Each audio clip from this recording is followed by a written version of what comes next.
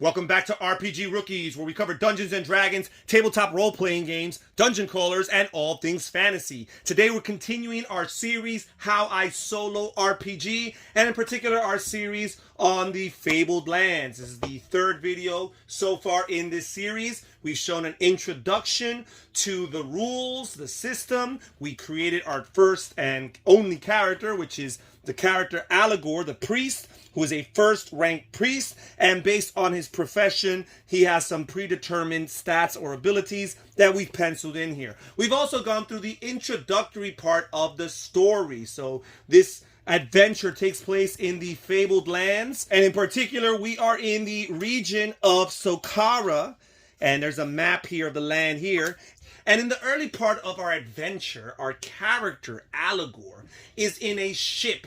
And eventually, due to weather and tumultuous waves, the ship is destroyed and he is taken underwater. And he makes it to the coastlands of this island.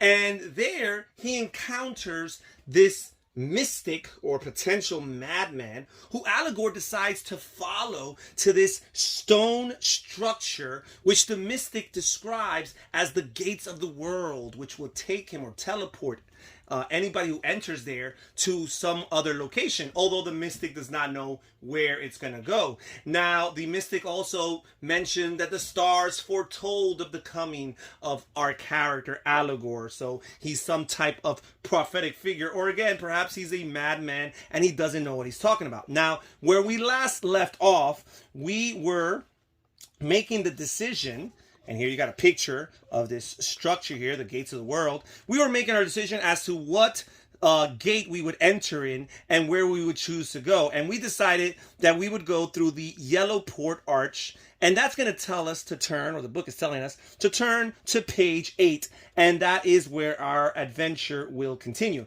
So we're going to go to at paragraph 8, I should say. And it says, you step through the archway. Immediately, the symbols on the stone begin to glow with red-hot energy. Your hair stands on end and your body tingles. A crackling nimbus of blue-white force engulfs you. The sky darkens and thunder and lightning crash and leap across the heavens. Suddenly, your vision fades and everything goes black. When your sight returns, you find yourself at the gate of a large city, set on an ochre-colored river. A vile stink of brimstone permeates the air. You wrinkle your face up in disgust and gag involuntarily. Welcome to Yellowport, says a passing merchant. And now it instructs us to turn to paragraph number 10. And here it tells us, if you have the code word assassin, you turn to paragraph 50 immediately. If not, read on. Now, this is the early part of our adventure. We do not have the code word assassin. As a matter of fact, the only code word we have right now is Auric, and we pretty much start the adventure with that code word. And these code words, as I've mentioned in previous videos in the series, they are basically keywords that describe certain experiences that the adventurer has now accomplished. And due to these experiences, that will determine the direction in which future adventures or encounters go. So for now, we are not an assassin, so that is irrelevant. We're going to continue reading on. And it says, you have just arrived in Yellowport. It tells us to tick the first empty box above. So there's 4 empty boxes here. We're going to tick the first empty box here, indicating that this is our first time coming to Yellowport. If this is your 4th visit, that is, if you're ticking off the 4th box, then it tells us to turn to paragraph 273. If you have visited the city fewer than or more than 4 times, you continue reading on. So as a matter of fact, from visit 5 onward, it's also going to be irrelevant. It's only in particular for your 4th visit to Yellowport that you're going to be able to go to paragraph 273. But this right now is only our first visit, so again, that's irrelevant. We'll continue reading on. And it says, Yellowport is the second largest city in all of Socara. It is mainly a trading town, and it is known for its exotic goods from distant Ancon Konuk. The stinking river brings rich deposits of sulfur from the lake of the sea dragon down to the town, where it is extracted and stored in the large waterfront warehouses run by the Merchants Guild. From here, the mineral is exported all over Harkuna. Unfortunately, all that sulfur has its drawbacks. The stink is abominable, and much of the city has a yellowish hue. The river is so full of sulfur that it's virtually useless as a source of food or drinking water. However, the demand for sulfur, especially from the sorceress guilds, is great. Politically, much has changed in the past few years. The old and corrupt king of Socara, Corin VII, has been deposed and executed in a military coup. General Grieve Marlock and the army now control Socara. The old council of Yellowport has been indefinitely dissolved, and a provost marshal, Marlos Marlock, the general's brother, appointed as military governor of the town of Yellowport. You can buy a townhouse in Yellowport for 200 shards. That's great. Well, guess what? We only have 16 shards to our name, so right now that means nothing to us. Owning a house gives you a place to rest and to store equipment. If you buy one, you tick the box by the townhouse option and cross off 200 shards from your adventure sheet. To leave Yellowport by sea, buy or sell ships and cargo, go to the harbor master.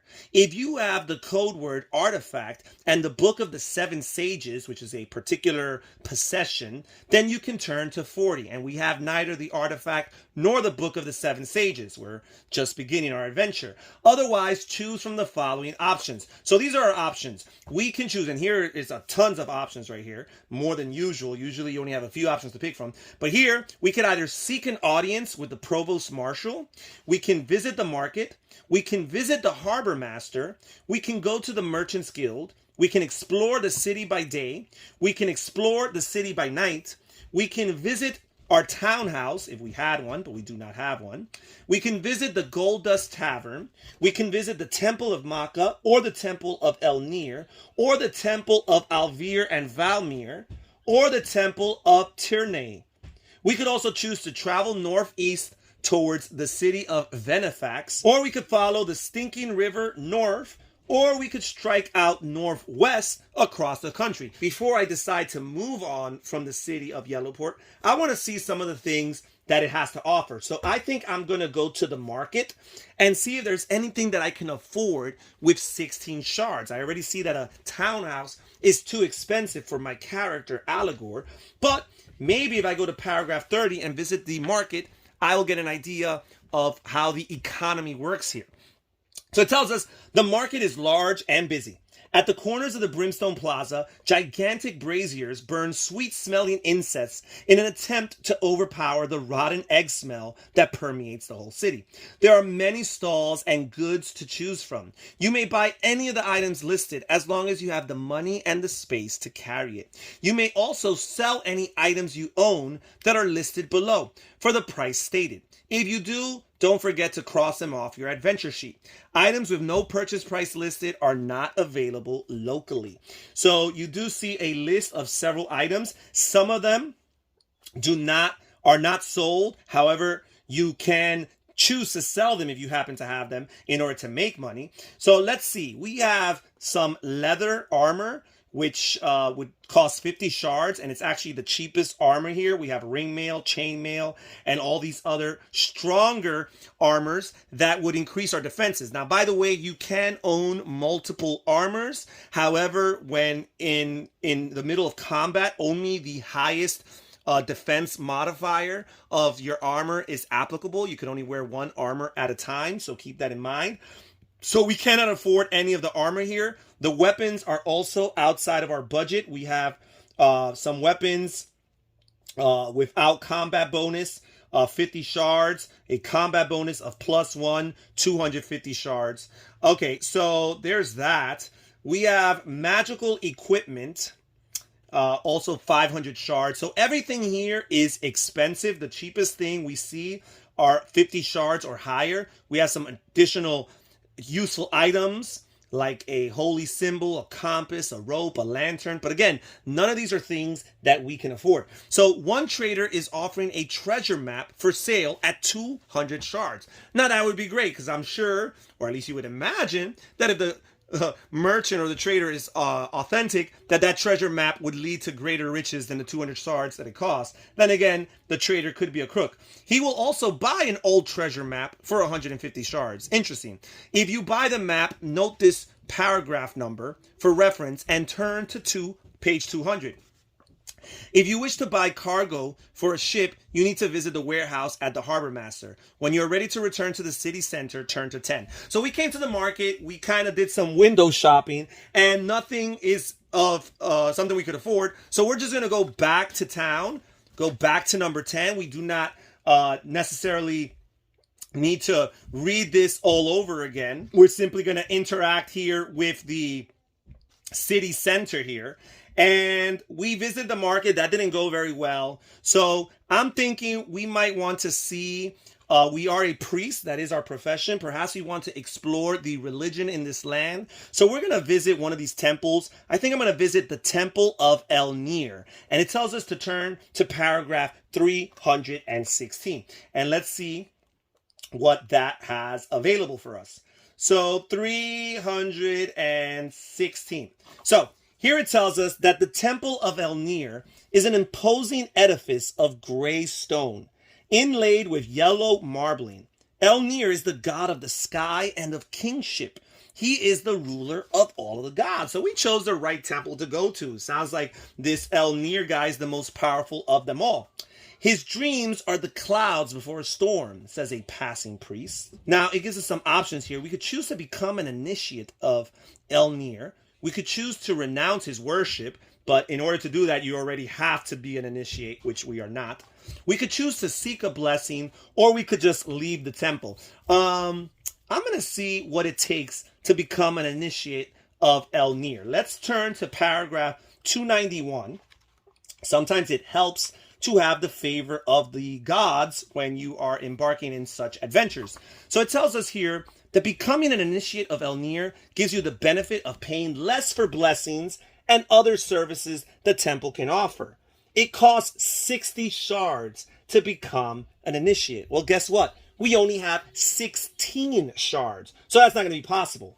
You cannot become an initiate of Elnir if you are already an initiate of another temple. So that's where renouncing your faith in that god is relevant, because you might want to renounce your faith in one god in order to become an initiate in another god, if at that moment perhaps what that god has to offer is of more benefit to you. Now it tells us if you choose to become an initiate, you write Elnir in the god box on your adventure sheet.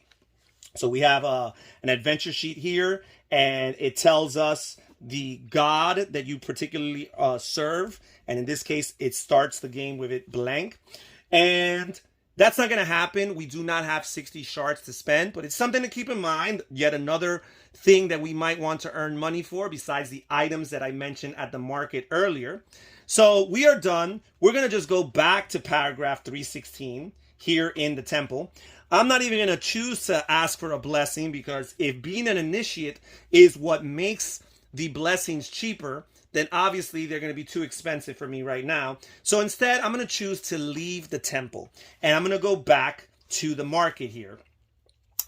All right, or to the town center. So now I'm going to choose something else. It didn't go very well for me here. I'm going to choose to explore the city by night. I want to explore the city, but I don't necessarily want to be found by anybody.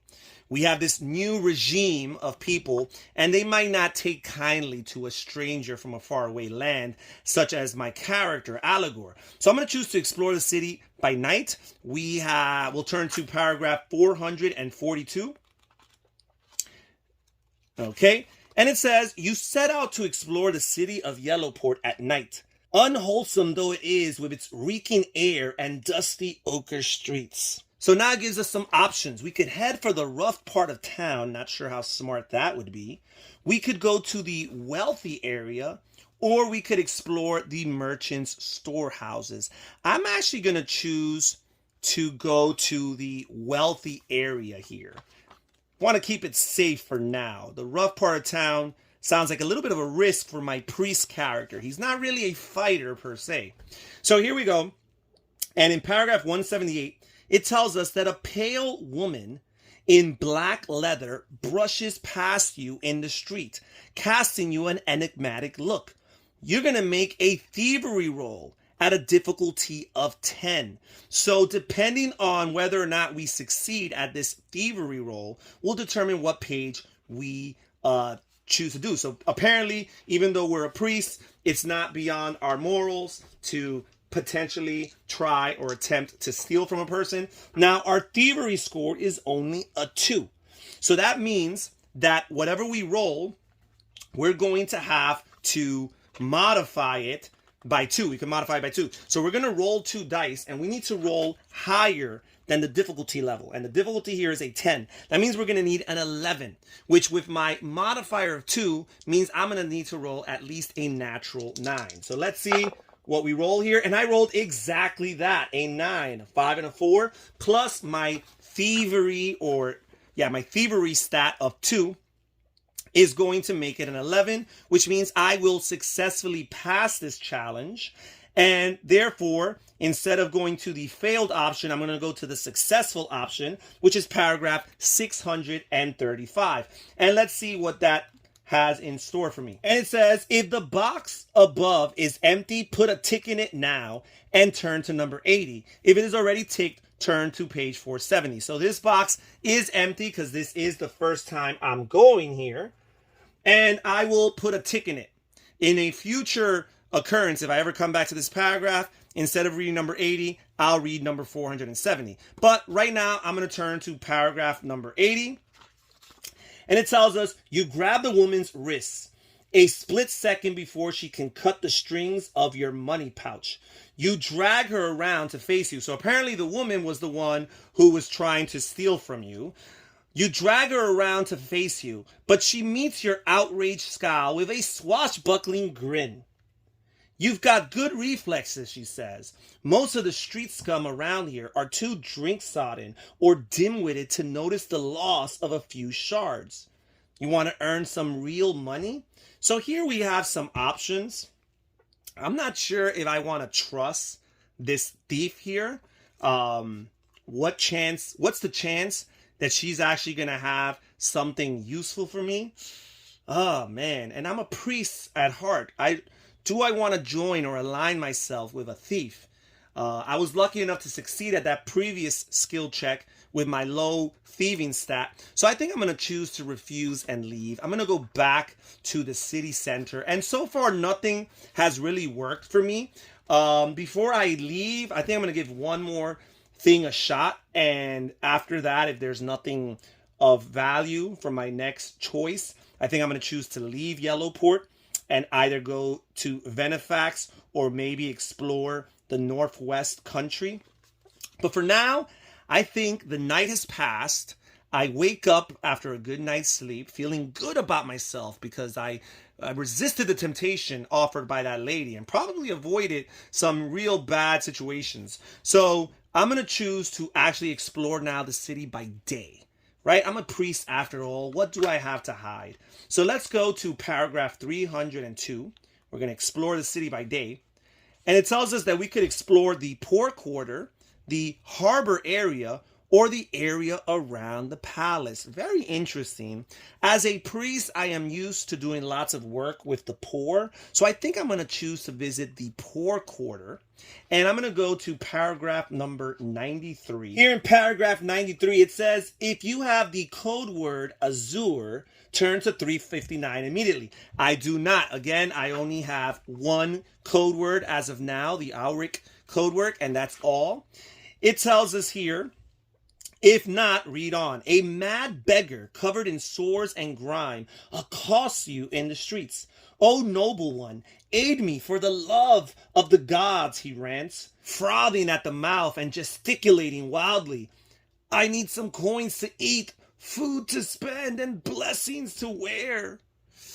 So I have some choices. I could choose to ignore him, I could give him 5 shards, or I could bless him. I think as a priest, I'm going to choose to bless him because I could give him 5 shards, and I'm sure that'll be helpful. But at the same time, I'm pretty poor myself. I only have 16 shards. I'll be down to 11. I'm here trying to make some money to continue on my adventure. But what I can offer him, a blessing, is greater than 5 shards, I imagine. So I'm going to turn to paragraph 632.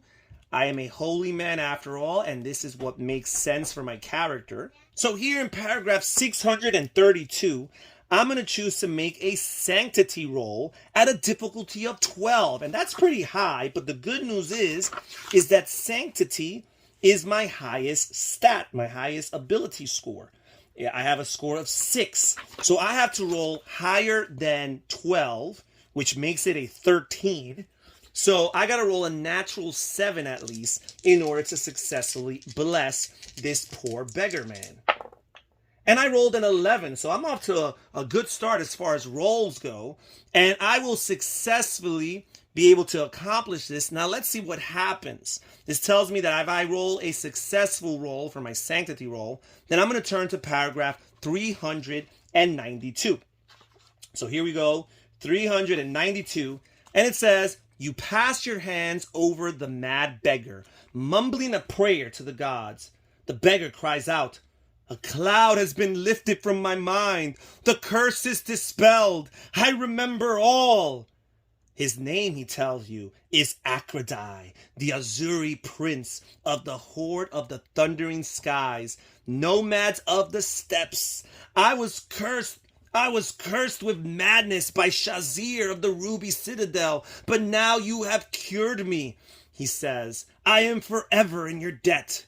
He leaves you with a parting cry. Seek me on the steppes, and I shall reward you. Now we also gain the code word Azur. So now we're going to turn to the back of the book here with the section for the keywords, and we're going to check off Azur. And now we have 2 different keywords here. And whenever we confront an encounter or a paragraph that makes reference to the keyword Azur, we will be able to take a different path than typical. So we are done with this. It tells us to turn back to 10. So we're back at the city center. It has been interesting so far. We've met some interesting personalities, but at the same time, I feel like I'm wasting my time here in this town. So I think I'm going to choose to travel northeastward towards Venefax. We're going to leave Yellowport and we're going to go northeast towards Venefax, which tells us to turn to paragraph 621. And I think we're going to leave it here for today, and we're going to resume our adventure as our character, Allegor, travels northeastward towards the town of Venefax. Thank you so much for joining us here at RPG Rookies. We'll catch you guys next time. Bye-bye.